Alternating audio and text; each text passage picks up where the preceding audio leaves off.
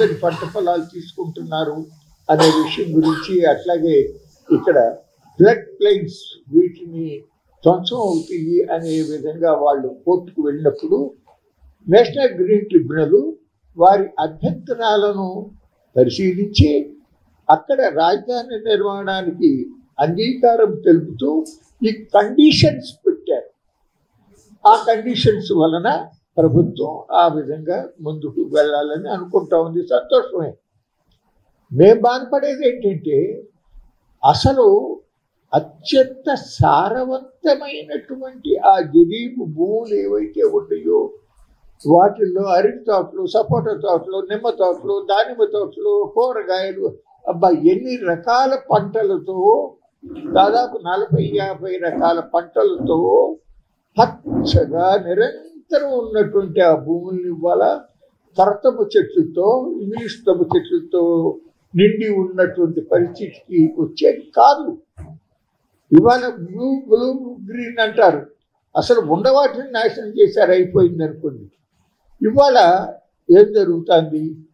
భూములు ఇచ్చారు. తిరుపతిరావు గారు చెప్పినట్టుగా చాలా నమ్మకంతో కేవలం 3 మాసాలలో 30,000 ఎకరాల పైన ఇచ్చారు. నిజంగానే చంద్రబాబు నాయుడు గారు అన్నట్లు ప్రపంచంలో అది రికార్డ్. ఎస్, ఒక్క వ్యక్తి మాట మీద నమ్మకం ఉంచి ఆ రైతులు త్యాగం చేశారు. భవిష్యత్తు మీద ఆశ, వాళ్ళ బిడ్డల యొక్క భవిష్యత్తు బాగుంటుంది, ఉజ్వలంగా ఉంటుంది అనేటటువంటి ఆశ. అంత నమ్మకంతో భూములు ఇచ్చిన రైతుల యొక్క ప్రయోజనాలు మనం కంటికి రెప్పలాగా కాపాడవలసిన బాధ్యత ఉంది కదా. కానీ మీరు ఆశ్చర్యపోతారు, మొట్టమొదట 9.14 అగ్రిమెంటు ఎవరన్నా చదివిన గుర్తుందో లేదో రఘునాథరావు గారు, దాంట్లో ఒక క్లాజ్ ఏమని ఉందో తెలుసా? ఏ కారణాల వలనైనా సిఆర్డిఏ ఈ ప్రాజెక్టు నుంచి వైదొలిగితే రైతులు అడగటానికి వీల్లేదు అని ఉన్నది. అప్పుడు మేము కరపత్రాలు వేసి, నేను, గాంధీ గారు, సత్య గారు వాళ్ళందరం కూడా, మేము ఇది అన్యాయం, ఇది మిమ్మల్ని నమ్మి భూములు ఇచ్చారు, వాళ్ళు గట్లు కూడా తీసేస్తున్నారు, ఆ తన భూమి ఎక్కడో తనకు తెలియని పరిస్థితి అవుతుంది, ఇవాళ మీరు అర్ధంతరంగా మేము మానేసామంటే అది చాలా ద్రోహం చేసినట్టు అవుతుంది అని చెప్పి కరపత్రాలు ఇచ్చి మీటింగులు పెడితే ఆ ఊళ్ళల్లో అప్పుడు ఒక్కసారి కాదు 2-3 దఫాలుగా మార్చి చివరికి సిఆర్డిఏకి బాధ్యత ఉంటుంది అనేటటువంటి విధంగా మార్చినటువంటి సంగతి కూడా ఈ సందర్భంగా గుర్తు చేస్తా ఉన్నా. అంటే నేను ఎందుకు చెప్పానంటే, ఇది రైతులు నిన్ను నమ్మి ఇచ్చినప్పుడు వాళ్ళ యొక్క ప్రయోజనాలు కాపాడవేసే విధంగా ఉండాలి కదా. ఆ ఆఫీసులో తెలివి తక్కువతనంగా ఉద్యోగస్తులు ఎవరో రాస్తే నువ్వు చదివి విని ఇదేంటి ఇట్లా పెట్టారు అని అడగాలి కదా. ఆ పని జరగల. అయితే సరే, బెటర్ లేట్ దాన్ నెవర్ అని ఇంగ్లీష్లో సామెత ఉంది, చివరికి చేశారు, అయిపోయింది. ఏమన్నారు మరి? 3 సంవత్సరాల్లో రహదారులు, డ్రైనేజీలు, అట్లాగే మంచినీళ్ళు, అండర్గ్రౌండ్ కేబుల్స్ ఇవన్నీ పూర్తి చేసేసి అభివృద్ధి చేసి ఎల్పిఎస్ లేఅవుట్ని మీకు పన్నులో పెట్టిస్తాము, అప్పుడు మీరు అమ్ముకోవచ్చు అని చెప్పి 9.14 అగ్రిమెంట్లో ఉంది. జరిగినాయా? 2019 దాకా అధికారంలో ఉన్నాం, టెండర్లే పిలవాలా.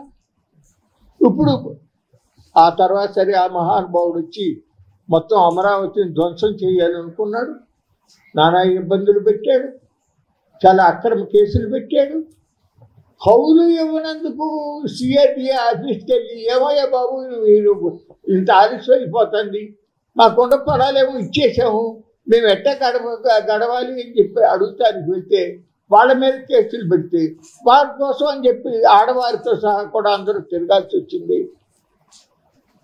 అనేక నెలల పాటు ఆ మహిళలు అక్కడ ఉద్యమం చేశారు, అనేక పర్యాలు మనందరం కూడా వెళ్ళాం కూడా. సరే, చివరికి గవర్నమెంట్ మారింది, 18 మాసాలు అయింది.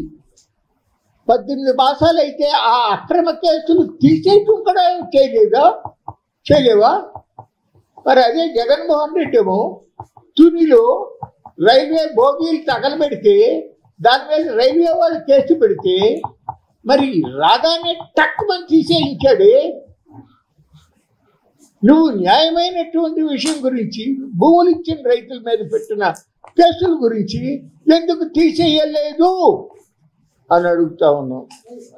ఈ మధ్యన ఆ మహిళా సోదరిమణులు వాళ్ళు మీటింగ్ వేసుకుని మేము భూములు ఇచ్చిన పాపానికి మమ్మల్ని నానా యాతన పెడుతున్నారు, మరి చెప్పి మాట వినిపించుకోవటం లేదు, అవమానం పాలవుతున్నాము అని చెప్పి ఆవేదన వ్యక్తం చేస్తే ఈ మధ్య తీశారని వింటా ఉన్నా. అట్లాగే భూములు ఇచ్చిన రైతులకి నివాస ప్లాట్లు, కమర్షియల్ ప్లాట్లు ఇవ్వాలి, కాగితాల మీద ఇవ్వాలి, రైతులకు చూపించాలి, వాటిలోకి వెళ్ళే దారి ఏర్పాటు చేయాలి. ఇప్పుడు ఎన్నేళ్ళైంది? తిరుపతిరావు గారు చెప్పినట్టు 11 ఏళ్ళు వెళ్ళిపోయి 12వ ఏడు వచ్చింది. ఇప్పటికీ ఇంకా 2168 మంది రైతులకు 7743 ప్లాట్లు ఇవ్వాల్సి ఉంటుంది అని మంత్రి గారే చెప్తున్నాడు. కాగితాల మీద సుమా. ఇప్పుడు వీరందరూ ప్లాట్లు ఇచ్చారు, ఆ ప్లాట్లోకి తిరుపతిరావు గారు వెళ్ళే దారి లేదు, ఆలూరు రఘురాజరావు గారు తనకిచ్చిన ప్లాట్లకు వెళ్ళే దారి కూడా లేని పరిస్థితి ఉంది. ఇవాళ 18 మాసాలు అయిపోయింది అధికారంలోకి వచ్చి, 4-5 నెలల నాడు టెండర్లు పిలిచారు, కానీ వాటికి ఇంకా అమలు కావటలా. విషయం ఏంటంటే ఇక్కడ మనం బాధపడాల్సిన విషయము, దేనికి ప్రాధాన్యత ఇవ్వాలి? మన దగ్గర ఒక 100 రూపాయలు ఉంది, ఒక 1000 రూపాయలు ఉంది, ముందు ఏది కొందాం?